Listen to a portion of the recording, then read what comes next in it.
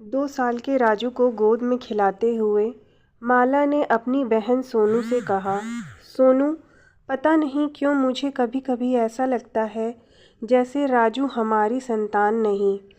पगला गई हो क्या दीदी? यह क्या कह रही हो? राजू आपकी संतान नहीं तो क्या बाजार से खरीदा है जीजू ने? कहकर 16 साल की सोनू जोर जोर से हंसने लगी, मगर माला के चेहरे की शिकन कम नहीं हुई। राजू के चेहरे को गौर से देखती हुई बोली, जरा इसकी आंखें देख, तेरे जीजू से मिलती हैं न मुझसे। आंखें क्यों, पूरा चेहरा ही हमारे घर में किसी से नहीं मिलता। मगर दीदी, बच्चे का चेहरा माँ बाप जैसा ही हो यह ज़रूरी तो नहीं। कई बार किसी दूर के रिश्तेदार या फिर जिसे आप प्रेगनेंसी के दौरान ज़्यादा देखते हो उससे भी मिल सकता है। वैसे यह अभी बहुत छोटा है, बड़ा होगा तो अपने पापा जैसा ही दिखेगा। बाकी सब कुछ छोड़, इसका रंग देख।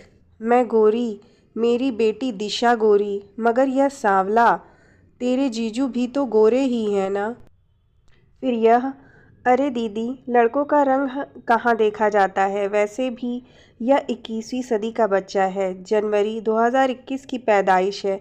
इसकी बर्थडे खुद में ख़ास है। 11/1/2001 को जन्म लेने वाला यह तुम्हारा लाडला ज़रूर ज़िंदगी में कुछ ऐसा काम करेगा कि तुम दोनों का भी नाम हो जाएगा।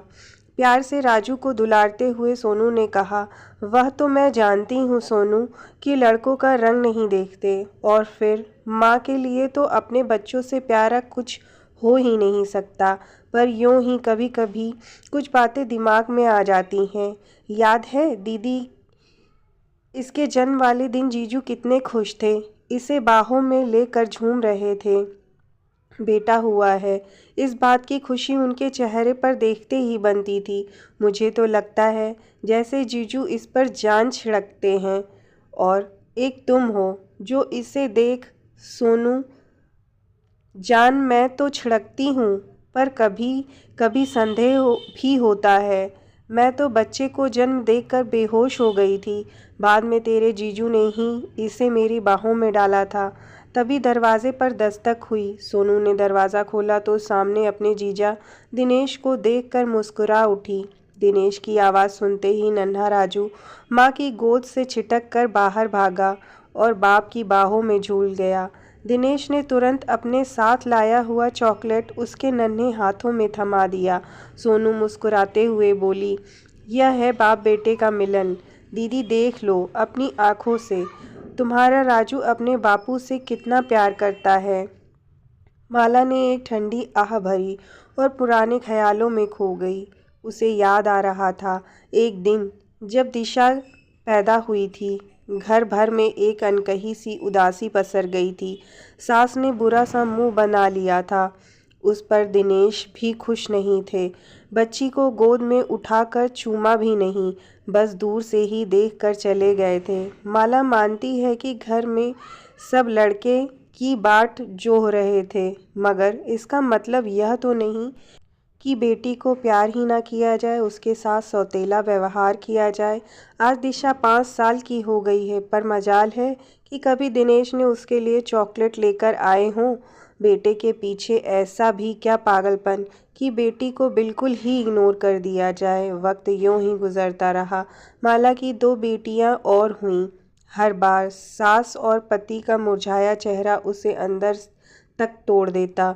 राजू दादी और पापा की आंखों का तारा था। वह अब स्कूल जाने लगा था और ज़िद्दी भी हो गया था। स्कूल से उसकी बदमाशियों की शिकायतें अक्सर आने लगी थीं। माला अक्सर सोचती कि उसे एक बेटा 3 बेटियों से कितना अलग है। कभी कभी मन में शक गहराता कि क्या वाकई वह उसका बेटा है।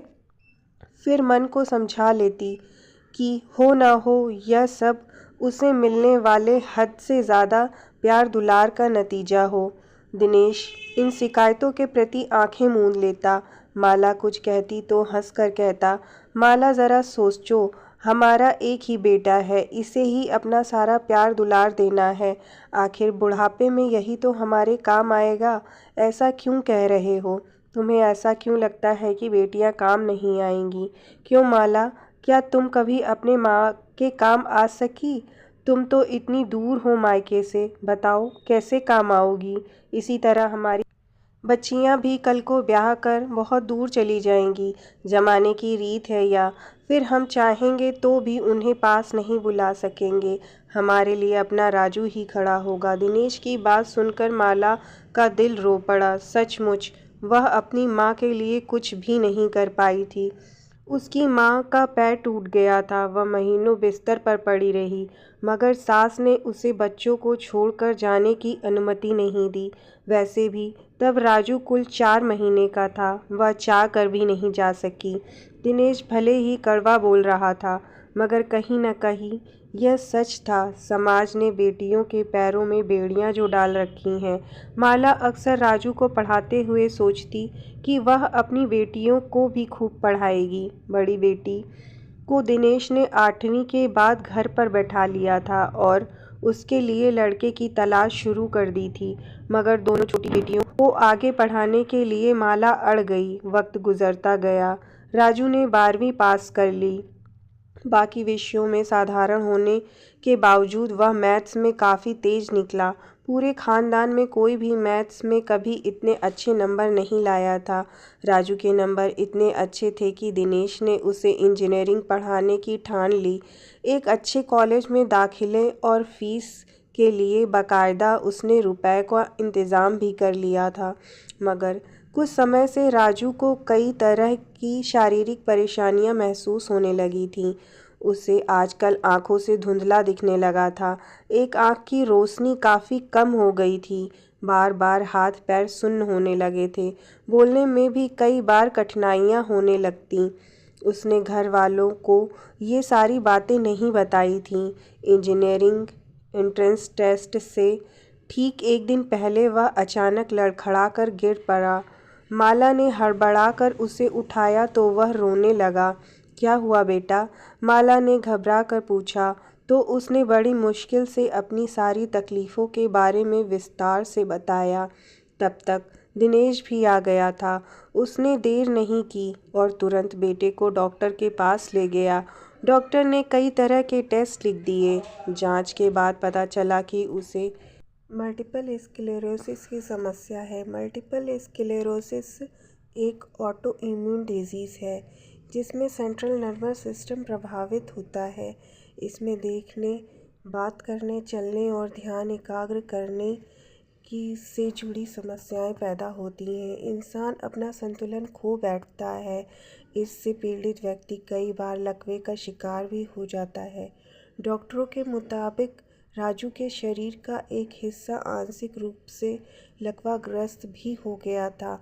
यह बीमारी कभी भी पूरी तरह से ठीक नहीं हो पाती। राजू की बीमारी काफ़ी गंभीर हालत में पहुंच चुकी थी और लाखों रुपए खर्च आना था। राजू पूरी तरह ठीक हो सके या नहीं, इस बारे में भी श्योर नहीं कहा जा सकता। इस बीच डॉक्टर ने दिनेश और माला का डीएनए टेस्ट कराने की बात की।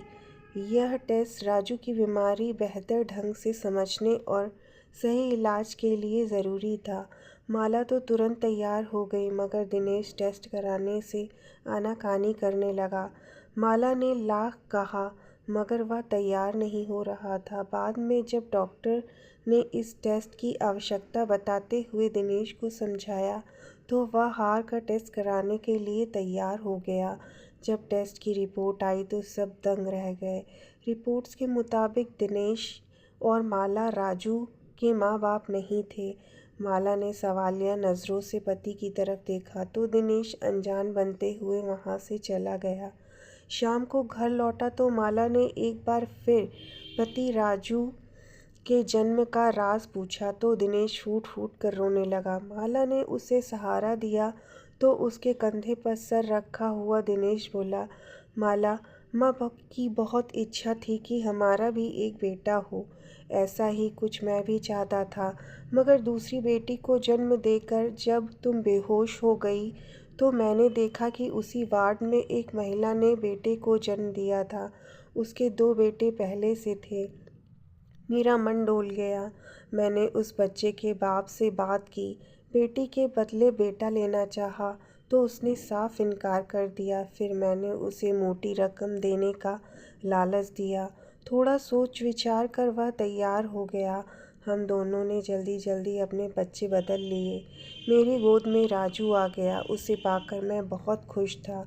मुझे उसकी जाति की परवाह थी और न खानदान की। मेरे लिए तो इतना ही काफ़ी था कि वह एक लड़का था और अब से मेरा बेटा कहलाएगा। यह कहते कहते दिनेश फिर से रोने लगा और माफ़ी मांगता हुआ आगे बोला, माला मुझे माफ़ कर दो। बेटे की चाह में मैं बावला हो गया था।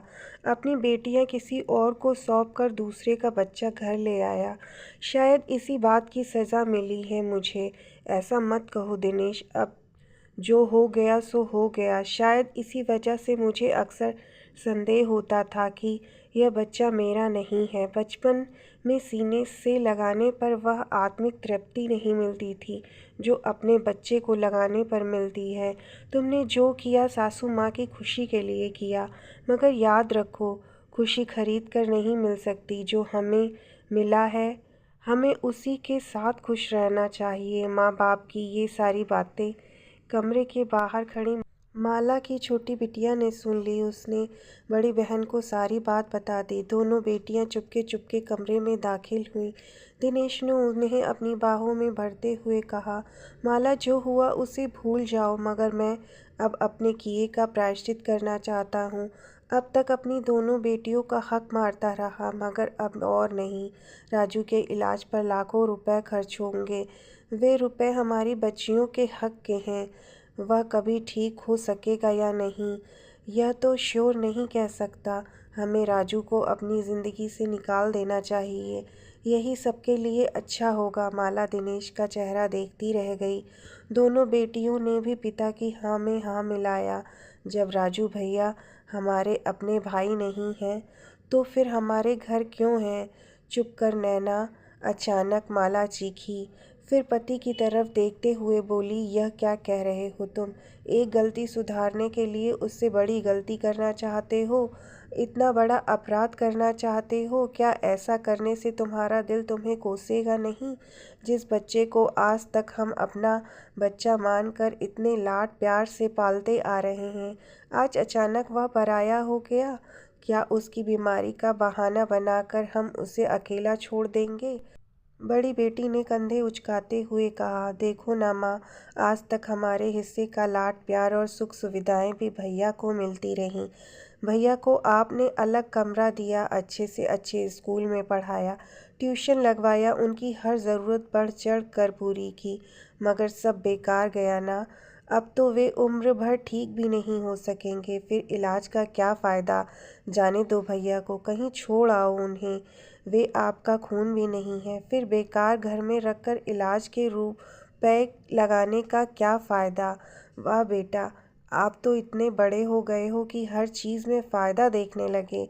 मैं भी फ़ायदा देखती तो बेटियों को पढ़ाती ही नहीं। क्या फ़ायदा है? वे तो ससुराल चली जाएंगी ना। बचपन से जिस भैया की कलाई में राखी बांधती आ रही हो, आज वह पराया हो गया। रिश्ते क्या केवल खून के होते हैं? भैया से तुम लोगों का दिल का कोई रिश्ता नहीं। माँ, ऐसे इमोशनल बातें कहकर हमें उलझाओ मत। सच यही है कि भैया हमारा नहीं है और अब उम्र भर हमें उनकी सेवा करनी पड़ेगी। वह उठ बैठ भी नहीं सकेंगे। ऐसे में लॉजिक क्या कहता है? यही ना कि इन्हें कहीं छोड़ आओ। बेटी की बात माला के कानों में जहर की जैसी चुभ रही थी। बेटी के गालों पर एक तमाचा जड़ती हुई वह चीखी, खबरदार, जो किसी ने मेरे बेटे के खिलाफ एक शब्द भी कहा, वह मेरे पास ही रहेगा और मेरे दिल का टुकड़ा बनकर रहेगा। पर माला, अब राजू ठीक होगा इस बात का कोई भरोसा नहीं। हमारे पास इतने पैसे भी नहीं हैं। इसके इलाज में सारे रुपए खर्च हो जाएंगे। तो फिर हमारी बेटियों का क्या होगा? पैसा है या नहीं, यह बात महत्वपूर्ण नहीं है। हम उसकी सेवा करेंगे, उसका ख्याल रखेंगे। वैसे बहुत सी बीमारियां प्राकृतिक जड़ी बूटियों और घरेलू उपायों से भी ठीक हो जाती हैं। ज़रूरत पड़ी तो किसी बड़े नहीं लेकिन छोटे अस्पताल में तो इलाज करा लेंगे। लेकिन इस तकलीफ़ के समय उसे अकेला नहीं छोड़ेंगे। यदि राजू सच में हमारा बच्चा होता तो भी क्या तुम उसे छोड़ देते? नहीं ना।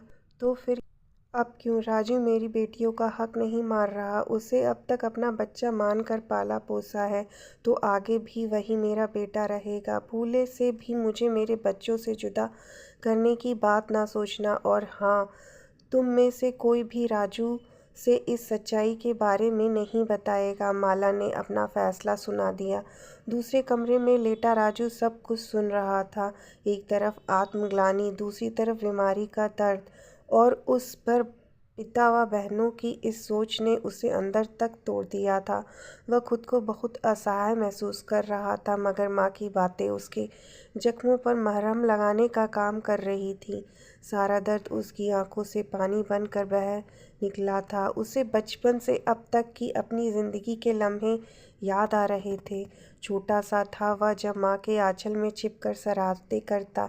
जैसे जैसे बड़ा हुआ वैसे वैसे जिद्दी होता गया। जो भी जिद करता घर वाले उसे पूरा करते। घर में अपनी मर्जी चलाता, बहनों को डांटता तो कभी प्यार भी करता।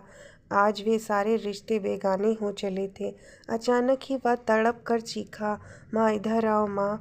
माला दौड़ी। पीछे पीछे पिता और बहनें भी उसके कमरे में आ गए।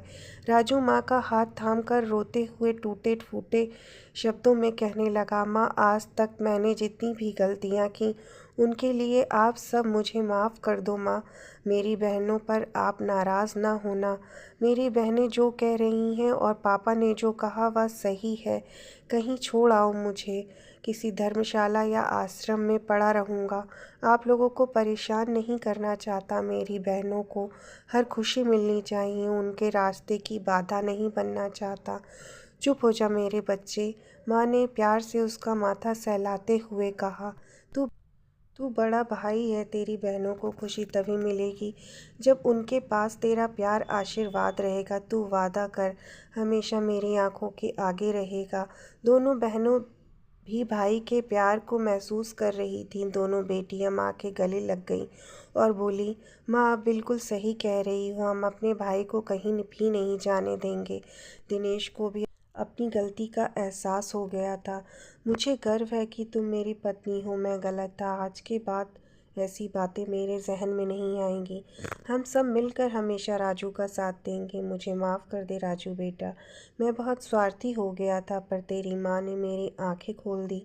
बेटियों ने भी हामी में सिर हिलाया तो माला की आंखों में खुशी के आंसू आ गए।